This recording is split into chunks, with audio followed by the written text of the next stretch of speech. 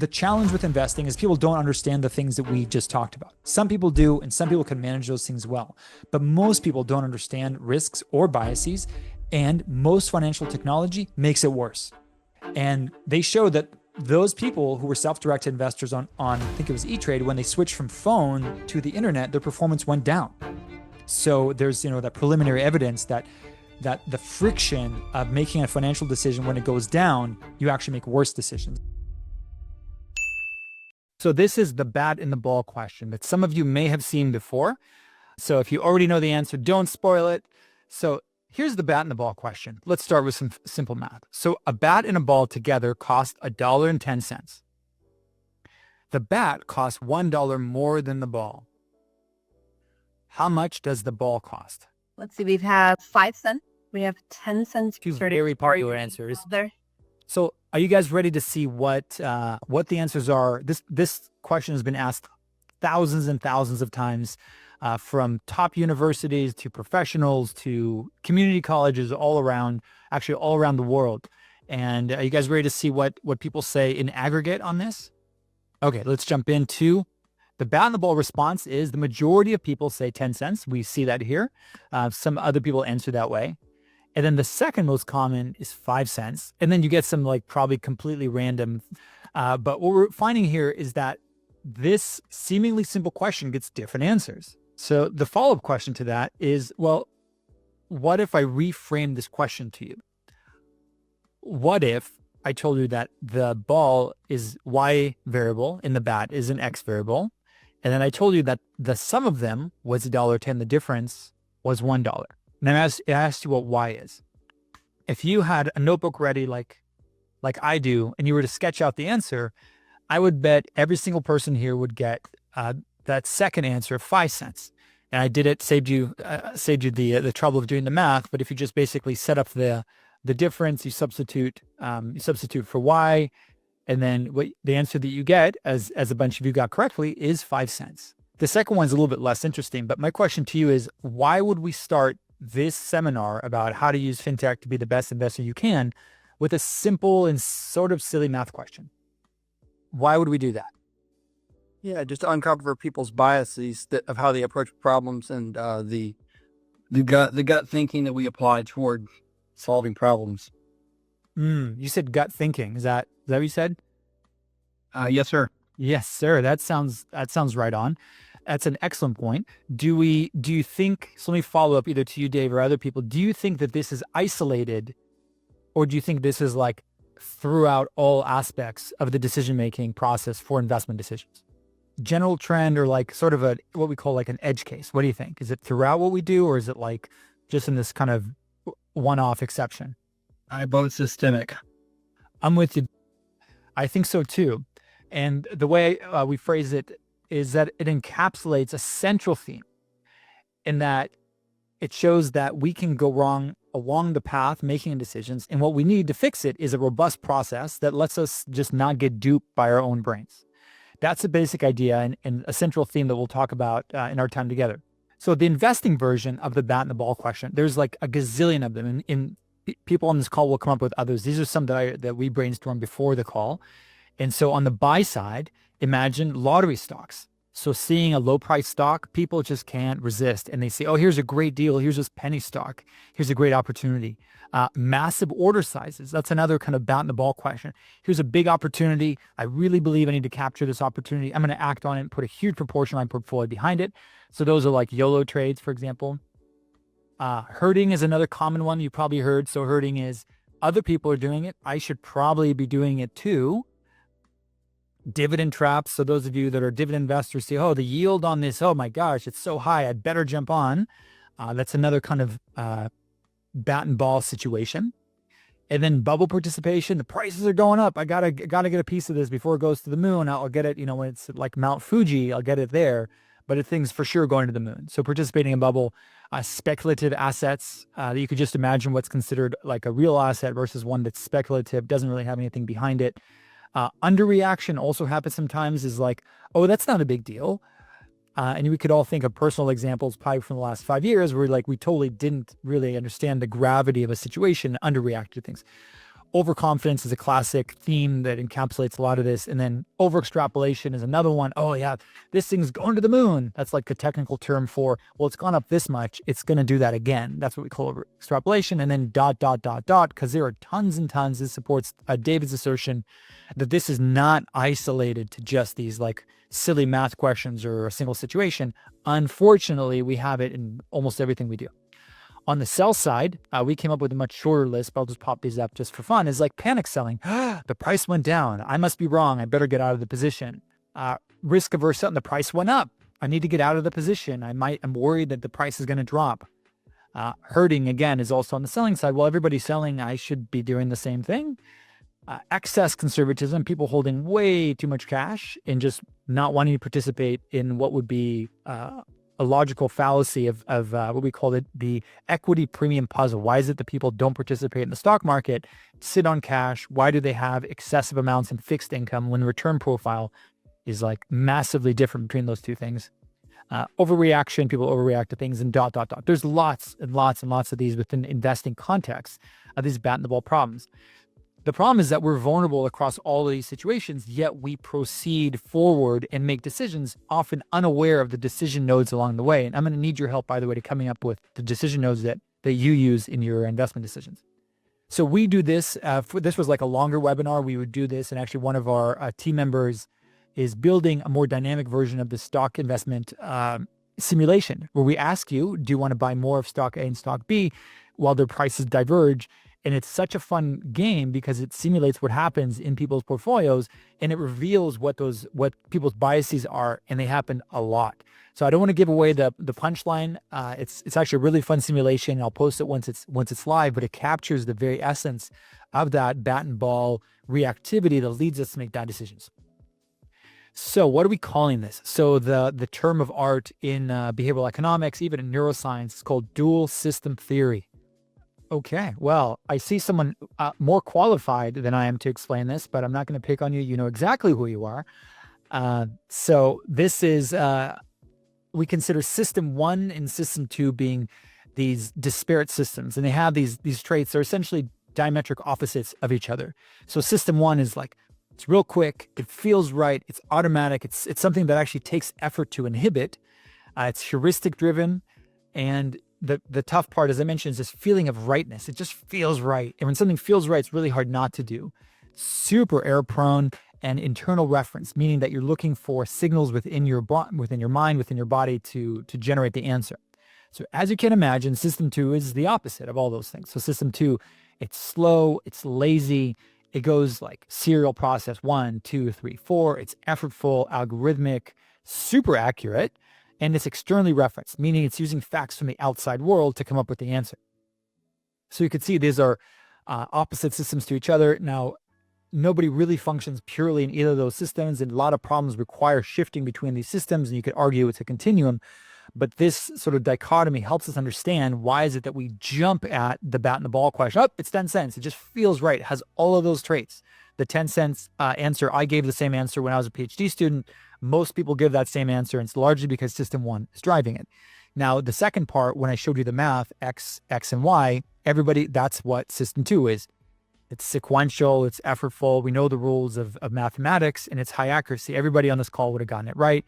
The histogram would just be a single point at 0.5, and use externally referenced rules, because mathematics is externally referenced. We don't come up with those rules. Those are rules that are told to us.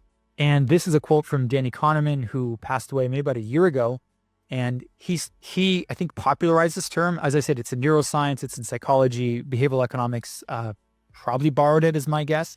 But he's saying the research suggests a conclusion that's surprising. And so to maximize your accuracy, your final decisions should be left to formulas, especially in these environments that are low validity. And low validity is investing, let's face it. That's really probably the quintessential. Actually, if you look in the textbook, it is the example of low validity environments, meaning that there's tons and tons of variables. It's very difficult to validate the impact of any one of those variables on the outcome. And that's why asset pricing is such an interesting field, and why I think finance is such an interesting field. You could contrast that with like physics, where you're like, dropping a pen, or something where we know gravity, we know acceleration. This is not a low validity. This is a high validity environment. Investing is a very low validity environment. The problem is most of us are making these knee-jerk reactions and living in a bat in the ball world in a low validity environment and have no idea why our performance is good or bad. I think that's the challenge that we all got to face. So I'll try to cram in about 4.6 billion years in maybe 45 seconds. This is a big part of my training in the PhD program at Claremont. We talked a lot about how the brain developed.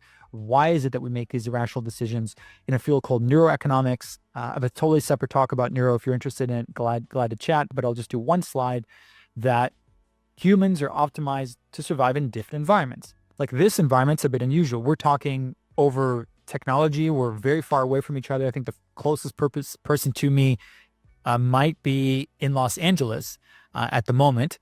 Actually, I think might have someone in this province, but people are all over the world on this call, and this has become sort of normal. The modern behaviors that we see are vestiges or leftovers of features and behaviors that worked really, really well in that previous environment, but right now they're not working so well. Like rapid financial decision-making is not something that we're optimized for, and our gut leads us astray. Technology has changed dramatically, and we have a slide on fintech, like the whole history of fintech. We'll do in one slide, but our brains are essentially the same as when they were millions of years ago. So we have ancient mechanisms in our brain designed to keep us alive, not designed to keep us wealthy. And that's what's driving a lot of these decisions. And so we need modern tech to help guide the decisions to avoid screwing up. Okay, so biases, that's a term of art. And what we mean by investment biases, they're irrational beliefs, assumptions, reactions, and factors that make it difficult for us to make evidence-based decisions. So you could call it evidence-based, algorithmic, you could call it rational, call it whatever you want. But these are kind of the things working against us to be good investors. So some examples of them: risk aversion, loss aversion, the disposition effect, which we have a whole separate talk on, and all these kinds of terms. These are sort of what's stacked against us as rational decision makers trying to maximize our utility or maximize our portfolios. We have to understand what these things are in order to combat them and make rational decisions.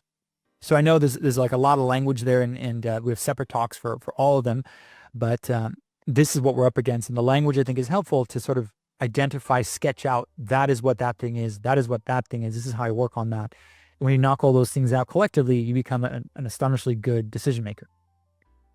So this language, if you were to, let's say, Google these terms, what are the major behavioral biases, or like look on some, AI system, it would tell you all of the things I just told you. So my question to you is, given that this is essentially public information, why people don't just fix their biases? You can't see your own bias. So it's invisible to you. Okay. Excellent. I love it. I think some people are just set in their ways. Becomes that like routine, hard to change. Got it. Habit, routine, yeah. I think there's a dimension where people are overconfident. They think that these biases don't actually exist within them, or they ignore the impacts it's having on them. And so you're essentially discounting its impact.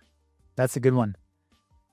Yeah. Well, these are exactly, I have to agree with you on these. They are invisible to us, especially from a data perspective. Why biases are invisible? So I mentioned the disposition effect.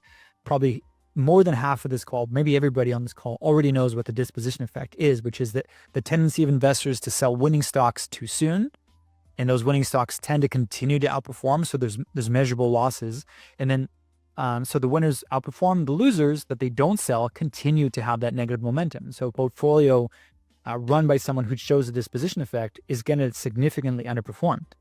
The problem is it's completely invisible to that person. All they know is they're not performing well, but they can't see the counterfactuals of their behavior. So whether it's the disposition effect, whether it's risk aversion, all of these things are essentially invisible unless you have the data and you have the ability to identify it in the data. So that's one of the toughest ones, is fighting something that is invisible. Another one, that it's automatic. As you mentioned, system one, boom, it acts, you get the data, you have this knee-jerk reaction, and it's automatic. What makes automaticity really difficult is that it feels right. And there was a recent psych paper that came out. I was kind of updating my literature review on the topics and found one that talks about FOR, the feeling of rightness. And how do you combat, like, how do you fight against something when it feels right?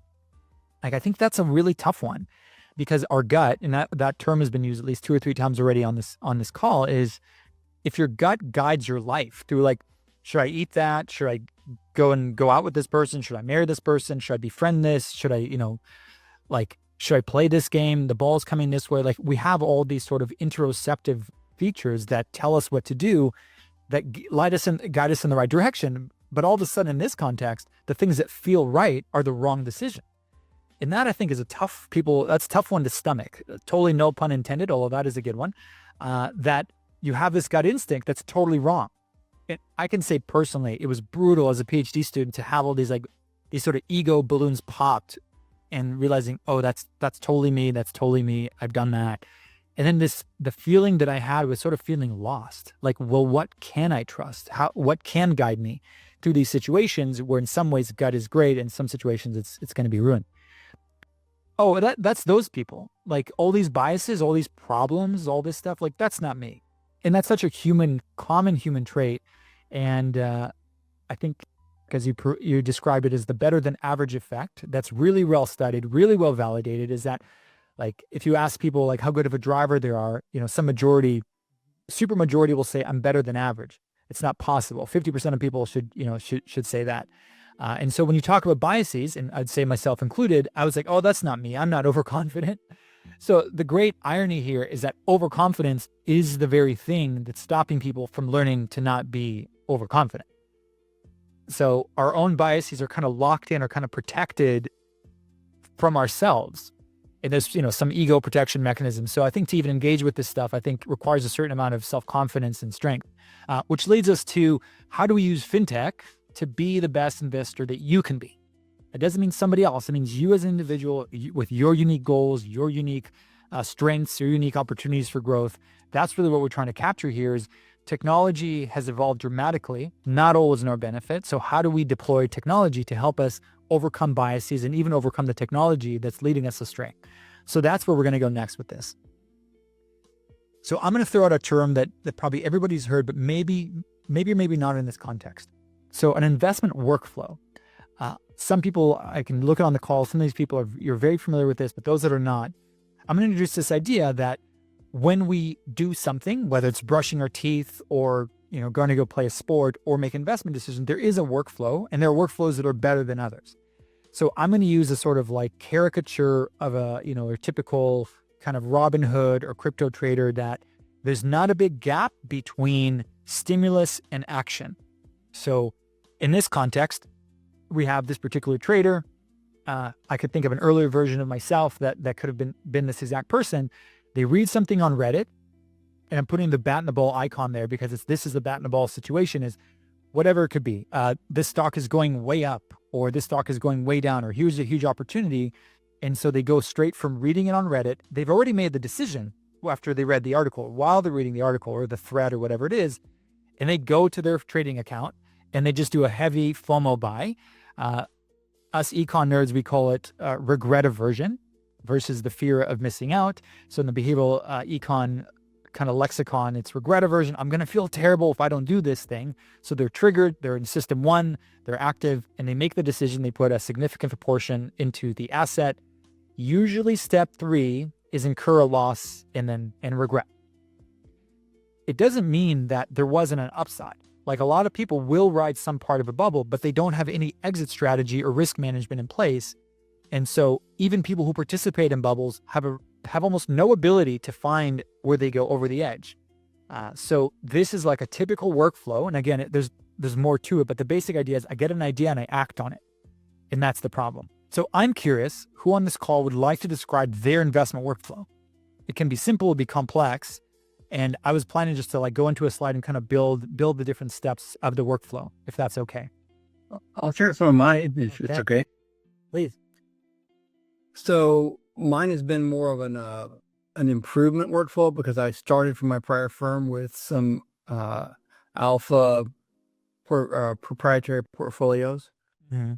So what I did is I identified the genuses or the families, if you will, of what the stocks were like, different sectors, what kinds of companies, and then I would populate those into a portfolio, and then we would add NVIDIA, or we would take someone else out, like Dollar General maybe, and we had some relations with who owns the stores at Dollar General, and other companies like O'Reilly leased from back in the day. So there was relationships of ones that had historically performed well. So one of the decision-making things was to vet them, solid fundamentals, and generally manufacturers, not in between middlemen companies. Although at one point I did have Ulta Makeup was in there. They were doing really good before COVID. So we had a diversified portfolio. And then what I've done recently is I've started trying to get away from what I feel and look at the efficiency frontier. And I've been using Y charts to map that. And then looking at, well, do I want to, for some clients, maybe I need to lower the volatility so I could keep the same return and move it over and change it up. And Y charts has suggested sometimes entirely different equities, or only 6 instead of maybe 30, but they're not correlated.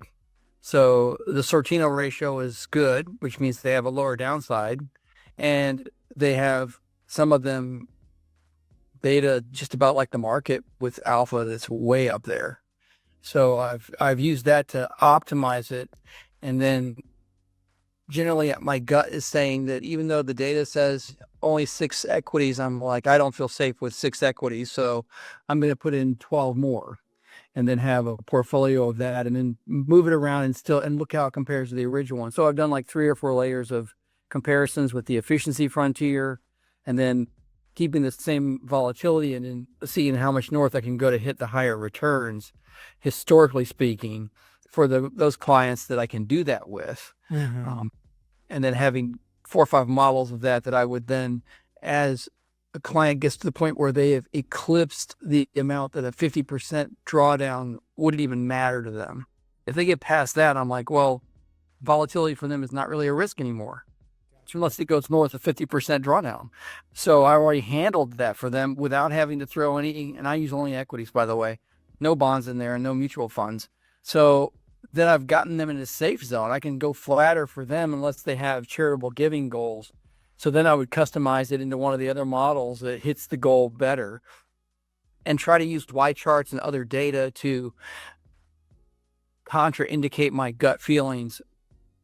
And usually if I'm more excited, then I double check it because I'm like, well, maybe that's a red flag. If I'm too excited about something, maybe I need to triple check the data. And if it still says thumbs up, then I'm like, okay, I'm in a good place. Am I getting these, David? Just to repeat back, is this comprehensive? Step 1, identify the traits of successful firms, vet for fundamentals. Step 2 is basically Markowitz, max expected value. You want to reduce V, and then optimal diversification and look for counter evidence. Did I pluck out of that kind of the 4-step process? Is that right? Or I missed something there? I guess one thing implied is that I use a lot of financial analysts. I research a lot of that, and I do a little bit of herd research to notify me, like maybe something's coming up there, like Palantir, or there's a company on the edge of the horizon, and it's actually down there, like CRISPR. It's not doing that. Last time I looked, it wasn't doing very good at all. Highly volatile, low returns, but what it has potential to do once that takes off, that's one good story published, and that's where the gains are, is getting into something when they are down. So I've got a few of those in there that I've used, but I do like to validate with other analysts in terms of each individual company. And then I've used a little bit of AI to look at what are the things that look like they're going to change based on political policy and monetary policy, based on tariffs and various things that are going to be affected and go up once things become law. Mm-hmm. So then I've positioned some things that look like they're going to be winners in that environment as a percentage of the portfolio so I can gain future growth opportunities. Mm-hmm. Can I call that macro geopolitical factors? I think so. Okay. Where does the decision occur? Like, it sounds like you've got layers, you have a process. Like, when do you decide? Is there after all that stuff? Like, where I just kind of want to plop this, this green decision. I ran probably 4 hours talking to Grok 4 with about all of them. And then after I talked to Grok 4, then I went and I looked on Morningstar Analytics and then Schwab and looked through their research. And then I plugged that in, reviewed, and had the AI resummarize it. So I crunched it again. Then I put it in Y charts and looked at it. And then I plotted it out on a scatter plot and said, okay, well, where are the losers in here? And are those losers like things that I think are going to ever win? And like, some of them are like, oh, they just suck. They're never going to win, I don't think. And I don't think they're a good value. They got a lot of volatility, almost less return than the S&P itself. So I'm like, nope, I'm pulling those off. In the scatter plot, I put the S&P there and looked at a line across for anything under that. I'm like, unless it's got a lot of upside in the future, I'm wiping it off the model. So there's a iterative aspect. So I'm just putting in this, like, you do iterate back, it sounds like I'm just putting this arrow just sort of on the fly, that there is some iteration that you iterate back on it. Is that right? Yeah. I have a big tendency to use system one of thinking, the gut, but I'm aware of that. I'm good at sales. I'm good at the emotional side, that part of my brain, but I know that. So for me, I don't really feel safe unless I've iterated too many times, just to make sure that I double, triple checked against my own bias. Otherwise, I'm a little nervous that I'm acting out of a feeling, and I'm not the guy that goes and wins on the horses or does that kind of thing. So I'm like, got it. So that's okay. After I've done enough, then I make a decision. So it's kind of off. So it's kind of over here. Like once you've done, like it happens here. It's sort of don't have the sizing right, but you iterate, you come back, and after you feel like you've debiased yourself, if I may use that term, then you pull the trigger. Is that right? Yeah, like 5 iterations at least is what I took. And I redid I sold all my equities in my firm, changed all the models, and went to new models like 2 weeks ago. And it was a lot of sales, but that's what the data said to do. So I trusted the data, and I didn't trust my gut. I did what it said to do. And the market was up like 0.6, and I was up 1.5 the next day. So that made me feel pretty good about it. I have to look at your data after this. Okay. So David, thank you for that. That's a great response. And it sounds like you are super self-aware of these things and you have external data. B, you are thinking of this as a linear, effortful system 2 process, and you're trying to harness or kind of inhibit the system 1 reactions. Does that sound like a kind of a behavioral summary of what you described? I think so. I'm probably a little ADHD, so my brain doesn't do things for too long that take too much focus. So I like to get the computers and systems involved to be a checksum against myself to make sure that with my enthusiasm, I've not done more than I should. And I've looked at it from the dark side too. Gotcha. The dark, yeah. The counter, I put in there counter evidence. Yeah, to find like the counter evidence. That's awesome. Well, cool, David. Again, thank you so much. I want to throw in another piece to this, which is forecasting. So let's jump back in. One of the most sort of underappreciated aspects of decision making, for some reason, for investors, like this, the word almost never comes up. The only people, so David, you touch on this, were analysts. They live and die, so to speak. Their professions live and die, their individual jobs, by the accuracy of their forecasting. And forecasting ability to be correct is like the important thing for people who make like active decisions more than anybody else. The more active bets you're making, the more vulnerable you are to mistakes in forecasting or any of these factors. So here's like just a simple mock-up. We could spend like the whole next 30 minutes just talking about this one graph. There's a lot built into it. But the point is we see price going up, a bunch of things get kicked in, over extrapolation, FOMO, the list goes on and on and on. And people typically will forecast continued growth in that direction. And this is where bubbles form, participation happens, herding occurs. And as we've learned in these experiments, in experimental finance, a really cool field, one of my chapters, my dissertation on it, was that these bubbles are essentially, these beliefs are self-fulfilling, because if you believe in a higher future price, what are you going to do? You're going to buy more and you will drive the price up further. And then the deviation between the true intrinsic value and the price gets bigger and bigger and bigger. And that's really the definition of a bubble, is that there's significant divorce between those two things, the price and the asset intrinsic value. So if reality diverges too much, then you're probably not going to be doing a good job as an active manager. All right, we will come back to this topic. All right, so another example, this is like quite granular.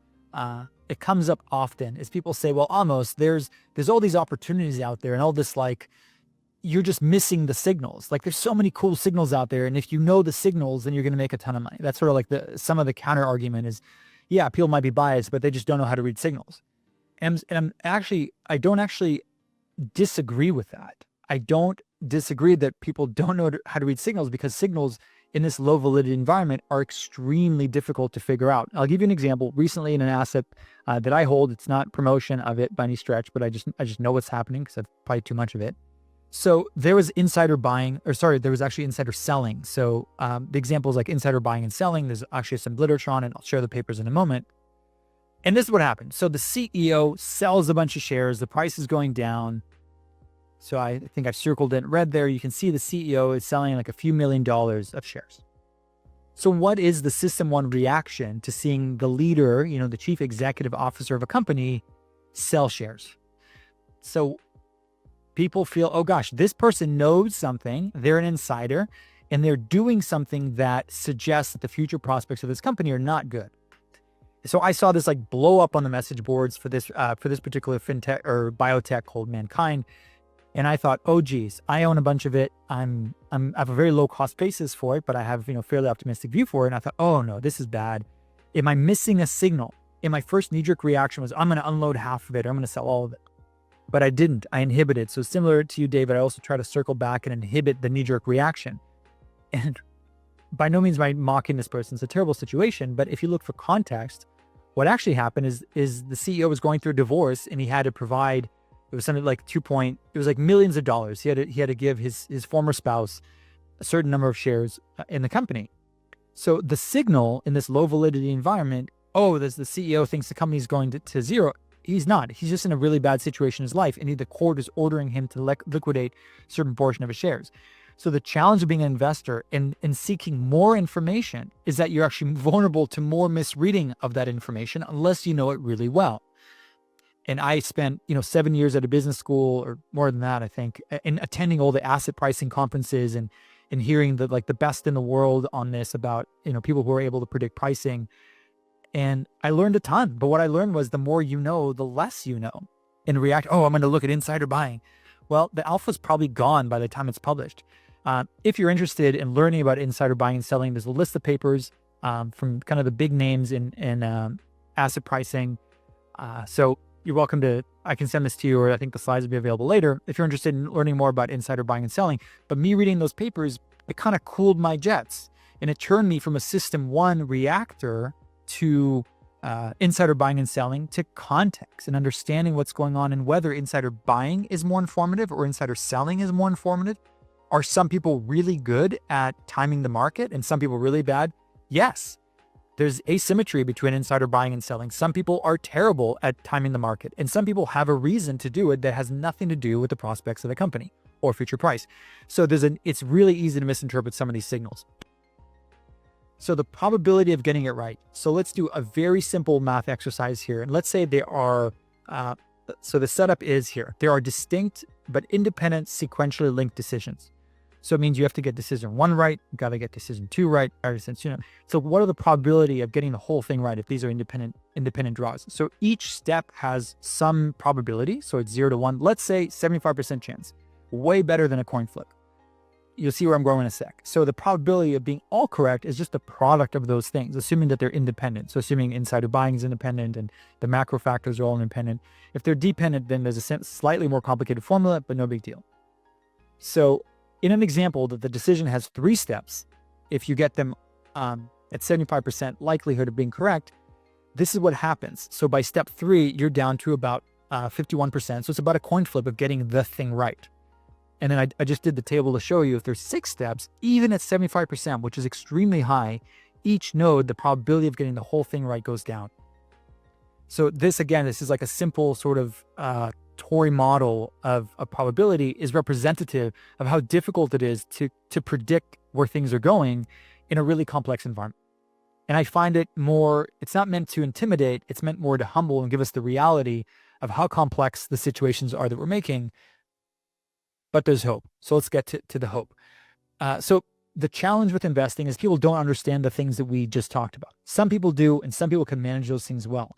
But most people don't understand risks or biases, and most financial technology makes it worse.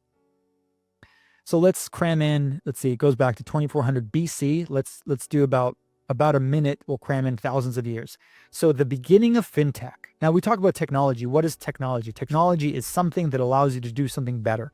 A wheel is technology. Multi-story buildings are technology. Knives are technology. Language is technology. These are all technology.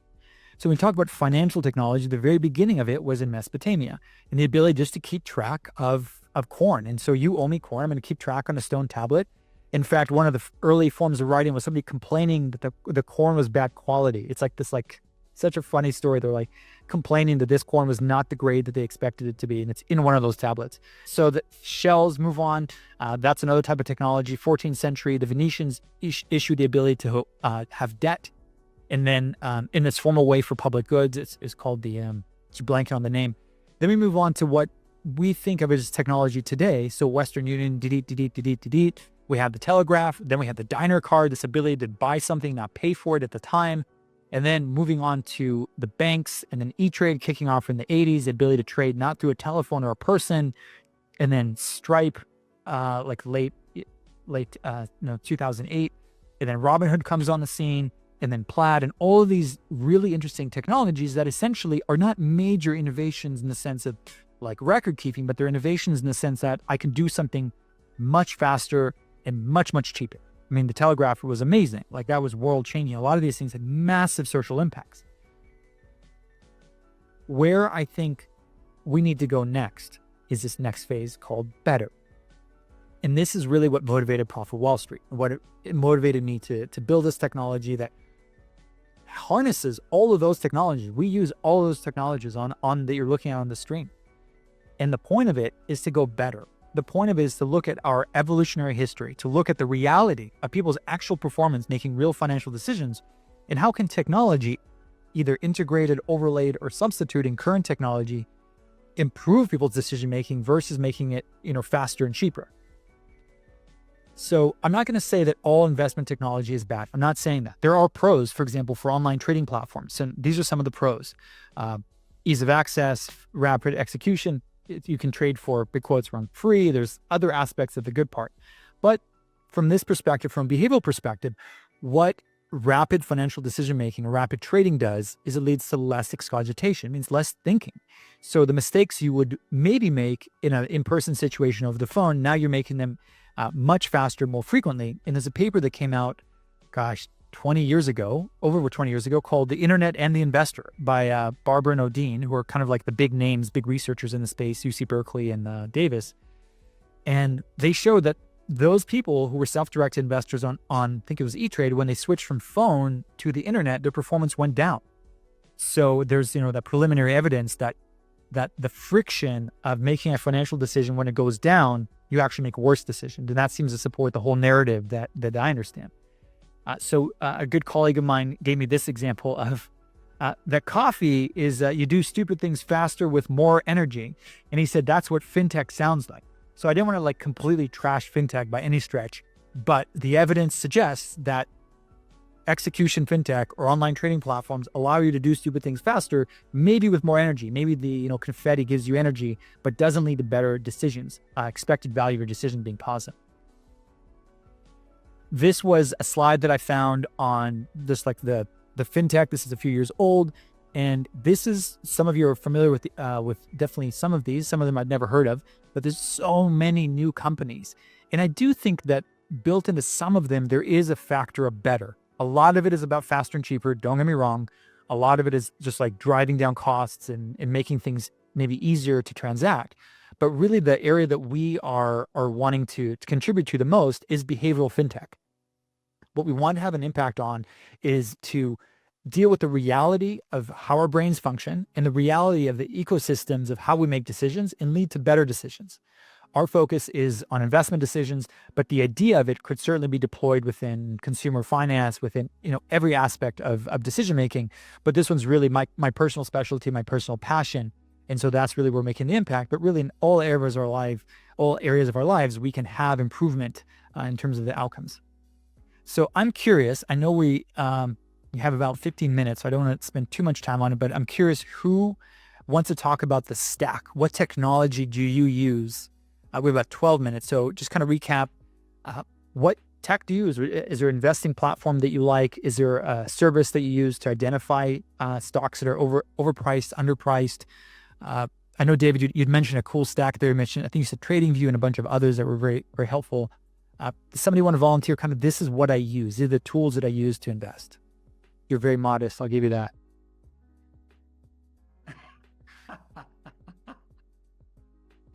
Well, I guess I should chime in that we have our own asset selection. Chris, hello, platform. So, in that dimension, and the buy and sell timing, that platform is obviously our primary guide. The position sizing, obviously it's dependent on the client. It's a bit different, but reducing bias errors and the tax impacts, it's actually not something that we have a good technology solution for. So, not so knowledgeable there, but yeah, I think it would be great actually to delve into what's available, because the producing the bias and the errors is, as you've articulated, right? That's key. What's your platform called, Chris, though? I'm sort of blanking on it at the moment. It's structural valuation analysis. Okay. Or SVA. SVA, cool. To Google that in a bit. Okay, cool. Okay, thank you, sir. We will keep moving, make sure we don't keep anybody past the hour. The key criterion that keeps us focused is does the technology make me a better investor or not?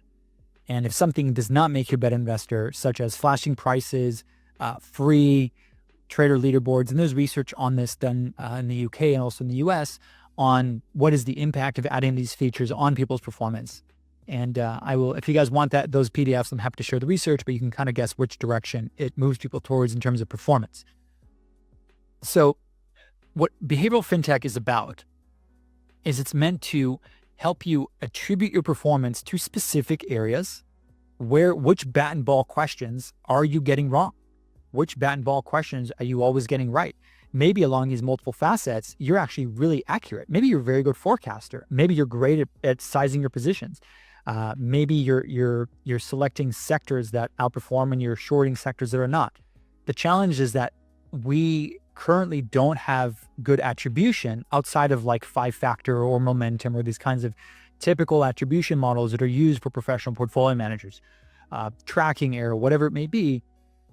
There was a big lack or an absence of behavioral attribution. So that's what we built at Papa Wall Street, is the ability to read people's trade data and provide you with customized attribution so that you can pinpoint which bat and ball questions you're getting wrong so that you can improve. And I'll show you examples in a sec.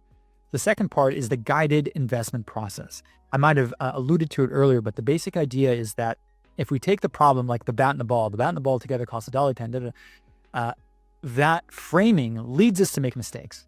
But if we can take the same situation, but we can reframe the question in such a way that you're almost unable to make a mistake, or the answer is more obvious, or the way the question is asked, it elevates your thinking and it makes you a better and more careful thinker, then that's a huge win. And I don't want to beat this point to death as I go through this, but the idea here is not to offboard all of your decisions. The idea is not to have AI do everything for you and to have this sort of like gray matter rot. The idea is that technology can actually make you a more careful thinker.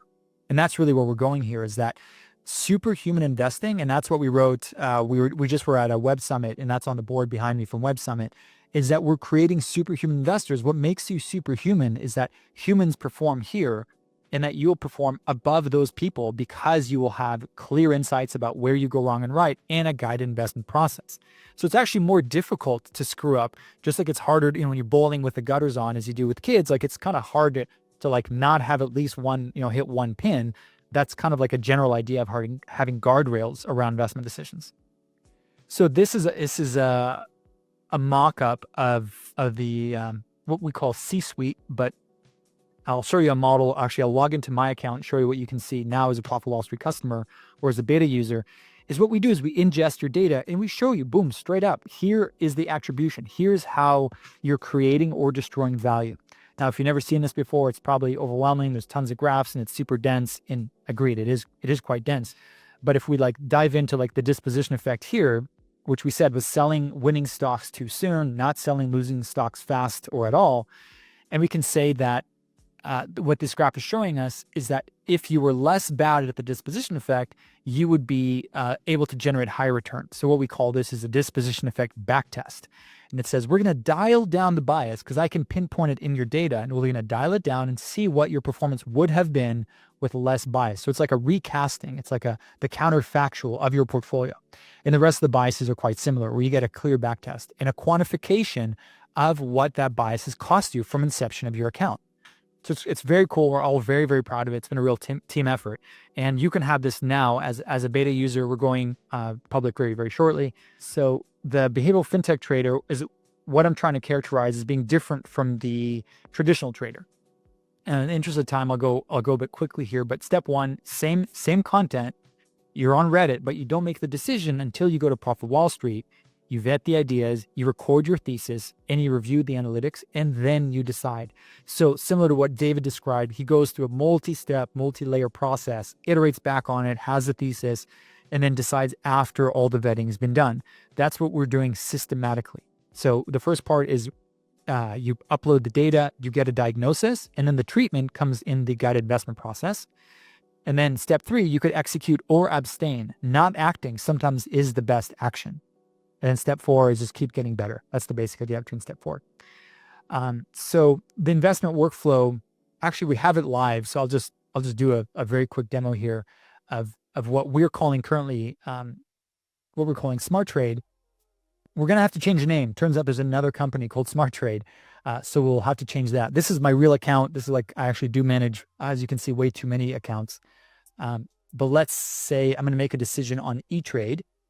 And what we do behind the scenes is sort of not obvious, but let's say there's a biotech that I own, and it's called Recursion Pharmaceuticals. So this is like a speculative buy.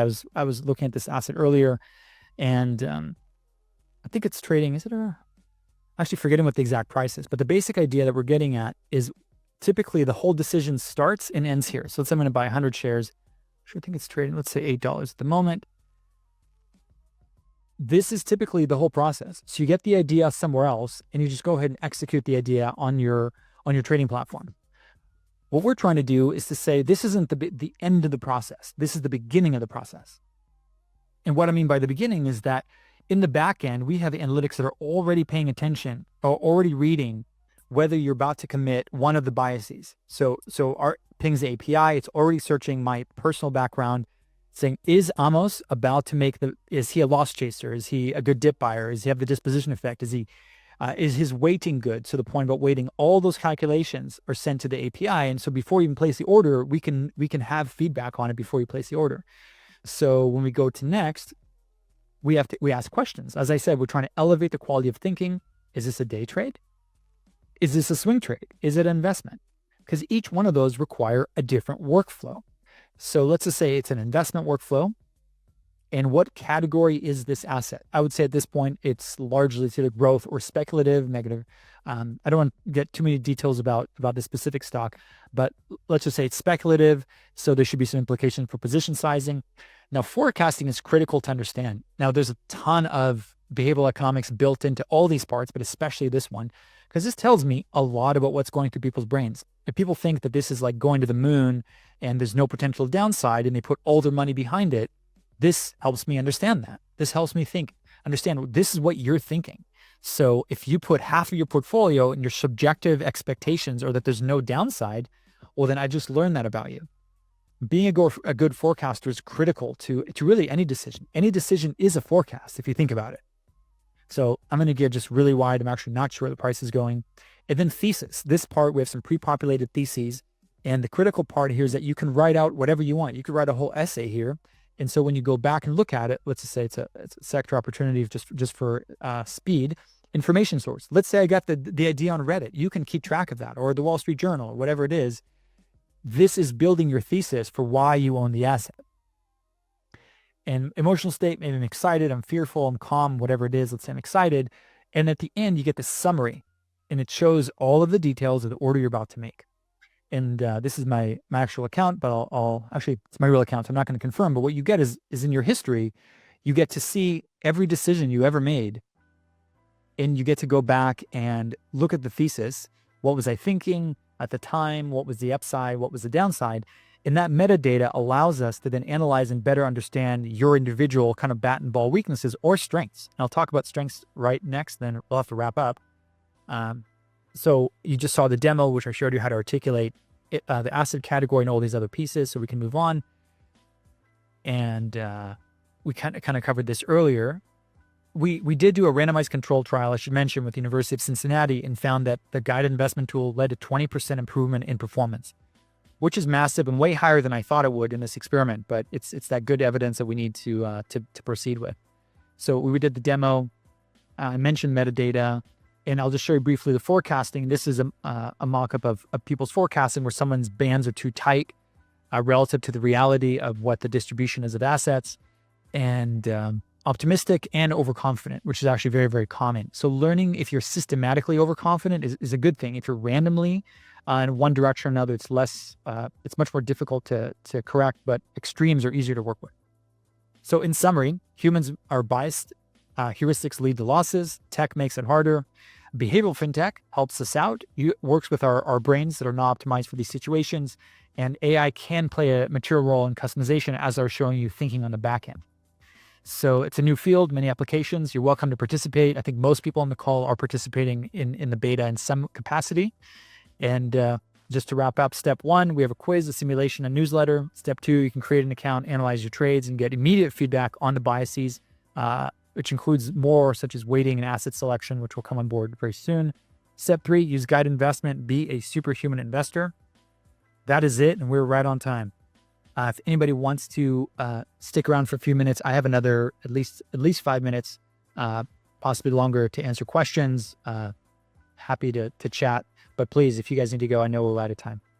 I was just going to ask, Amos, if you looked at, we went to the other extreme from system 1, shoot from the hip, you're a wild cowboy Reddit trader, to the paralysis by analysis